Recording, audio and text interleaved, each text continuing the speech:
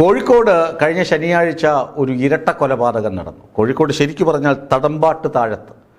ഇപ്പോൾ സാധാരണഗതിയിൽ ഇരട്ടക്കൊല എന്നൊക്കെ പറയുമ്പോൾ ചർച്ച ചെയ്യുന്നത് ചേർത്തല പള്ളിപ്പുറം സംഭവത്തെക്കുറിച്ചാണ്. അവിടെയാണെങ്കിലോ നമ്മുടെ ക്രൈംബ്രാഞ്ച് മൂക്കിട്ട് ഇണ്ണ വരയ്ക്കുകയാണ്.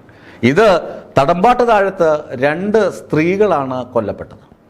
2 സ്ത്രീകളെന്ന് പറയുമ്പോൾ ഒരു സ്ത്രീക്ക് 72 വയസ്സുണ്ട്. ശ്രീജയ എന്നാണ് ആ അമ്മയുടെ പേര്. അമ്മ അല്ല, അത് പിന്നെ പറയാം, വഴിയെ പറയാം. മറ്റൊന്ന് പുഷ്പലളിത എന്ന് പറയുന്ന മറ്റൊരു സ്ത്രീ. അവരുടെ പ്രായം 68 വയസ്സാണ്. ഈ സഹോദരിമാർ ഒരുമിച്ചായിരുന്നു താമസം. അവർ താമസിച്ചിരുന്നത് കരിക്കാംകുളം എന്ന് പറയുന്ന സ്ഥലത്ത് വാടകയ്ക്കാണ് താമസിച്ചിരുന്നത്. കഴിഞ്ഞ 3 വർഷമായി ഇവർ ഈ വീട്ടിൽ തന്നെയാണ് വാടകയ്ക്ക് താമസിക്കുന്നത്. ഇവർക്കൊപ്പം ഇവരുടെ ബ്രദർ പ്രമോദ് എന്ന് പറയുന്ന സഹോദരനും ഉണ്ടായിരുന്നു. അങ്ങനെ ഈ 3 സഹോദരങ്ങൾ ആരൊക്കെയാണ്? ശ്രീജയ, ലളിത, അതുപോലെ പ്രമോദ്. ഈ 3 പേരും ഒരുമിച്ചായിരുന്നു താമസം. ഈ 3 പേരും അവിവാഹിതരാണ്, കല്യാണം കഴിഞ്ഞിട്ടില്ല. ഈ 2 പേർക്ക് ഈ 2 സ്ത്രീകൾക്ക് അല്ലറ ചില്ലറ വാർദ്ധക്യ സഹജമായ അസുഖങ്ങളൊക്കെ ഉണ്ടായിരുന്നു. അപ്പോൾ എന്താണ് സംഭവിച്ചത്? ശനിയാഴ്ച പുലർച്ചെ ഈ പ്രമോദ് ഒരു ബന്ധുവിനെ വിളിച്ചു പറയുന്നു, ഒരു ചേച്ചി മരിച്ചുപോയി, നിങ്ങൾ വീട്ടിലേക്ക് ഒന്ന് വരണം എന്ന് ഫോൺ ചെയ്ത് പറയുന്നു. ഫോൺ കെട്ടുന്നു. ബന്ധുക്കൾ നിറയെ ബന്ധുക്കളൊന്നും കാണണമെന്നില്ല. ഇവരുടെ ദുരവസ്ഥയൊക്കെ അറിയാവുന്ന ബന്ധുക്കൾ ഒരുപക്ഷെ സഹകരിക്കണമെന്നുമില്ല. ഈ ബന്ധുക്കൾ വീട്ടിൽ വന്ന് നോക്കുമ്പോൾ പ്രമോദിനെ അവിടെ എങ്ങും കാണാനില്ല. മരണവിവരം അറിയിച്ച സഹോദരൻ അവിടെയില്ല, ആങ്ങള അവിടെയില്ല. അതായത് പ്രമോദ് അവിടെ നിന്ന് മുങ്ങി, എസ്കേപ്പായി. ഒരു മുറിയിൽ പരിശോധിച്ചപ്പോൾ ശ്രീജയ മരിച്ചു കിടക്കുന്നു. അടുത്ത് മറ്റൊരാൾ ഉണ്ടാകണമല്ലോ, പ്രായം കുറഞ്ഞ. അവിടെ നോക്കുമ്പോൾ ലളിതയും മരിച്ചു കിടക്കുന്നു. 2 പേരുടെയും മൃതദേഹങ്ങൾ വെള്ള തുണി കൊണ്ട് പുതച്ചിരിക്കുന്നു. മൃതദേഹങ്ങളുടെ ആദരവൊക്കെ ഉള്ള ആളാണ് പുതച്ചിരിക്കുന്നു. ഈ ബന്ധുക്കളുടനെ തന്നെ നാട്ടുകാരെയും പോലീസിനെയും ഒക്കെ വിവരമറിയിച്ചു. പോലീസൊക്കെ പാഞ്ഞെത്തി. നടന്നത് കൊലപാതകമാണെന്ന് പ്രഥമ ദൃഷ്ട്യാ തന്നെ ലോക്കൽ പോലീസിന് തോന്നി. അവർ ഈ പ്രമോദിനെ തിരക്കി. പ്രമോദിൻ്റെ മൊബൈലിൽ വിളിച്ചിട്ടൊന്നും കിട്ടുന്നില്ല, മൊബൈലൊക്കെ സ്വിച്ച് ഓഫ് ആണ്. പ്രമോദിനെ കാണുന്നില്ല. ശനിയാഴ്ചയാണ് മരണം റിപ്പോർട്ട് ചെയ്യപ്പെടുന്നത്. ഞായറാഴ്ച കഴിഞ്ഞു, ഇന്നിപ്പോൾ തിങ്കളാഴ്ച ഉച്ച കഴിഞ്ഞു, വൈകുന്നേരം അടുക്കുന്നു. ഇതുവരെ പ്രമോദ് പിടിയിലായിട്ടില്ല.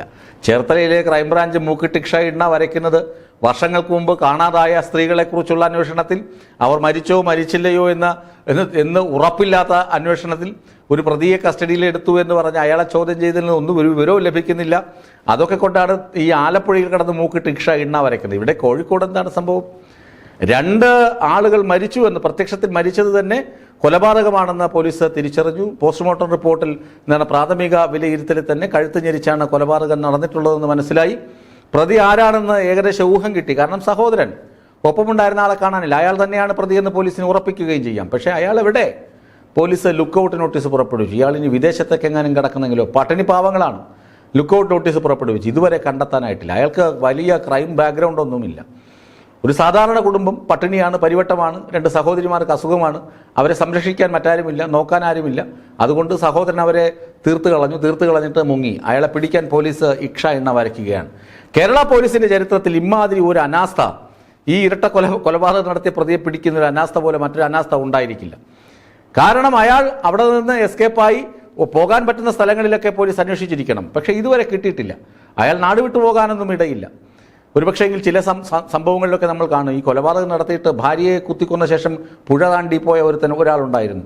പുഴ താണ്ടി കാട്ടിൽ ഒളിവിൽ പോയാൾ. പിന്നെ നോക്കുമ്പോൾ കണ്ടെത്തുന്നത് തൂങ്ങി മരിച്ച നിലയിലാണ്. ഇതുപോലെ ഈ പ്രമോദും എന്തെങ്കിലും അതിസാഹസികത കാണിക്കുമോ എന്നൊന്നും നമുക്ക് പറയാൻ പറ്റില്ല. ഏതായാലും തടമ്പാട്ട് താഴത്ത് നടന്ന ഇരട്ട കൊലപാതകം പോലീസിനെ ആകെ വിഷണ്ണരാക്കിയിട്ടുണ്ട്. നാട്ടുകാർക്ക് ഞെട്ടലാണ്. ഇയാളൊരു സാധു മനുഷ്യനാണ്, ഇയാൾ ഇങ്ങനെയൊക്കെ ചെയ്യുമോ എന്ന ഞെട്ടൽ നാട്ടുകാർക്കുണ്ട്. പക്ഷേ പോലീസ് അതിനേക്കാൾ വലിയ ഞെട്ടലാണ് നാട്ടുകാർക്ക് സമ്മാനിക്കുന്നത്. ഇതുവരെ അയാളെ പിടികൂടാൻ കഴിഞ്ഞിട്ടില്ല. ഏതായാലും അയാളെ ഉടൻ പോലീസിന് പിടികൂടാൻ കഴിയട്ടെ എന്ന് നമുക്ക് ആശംസിക്കാം.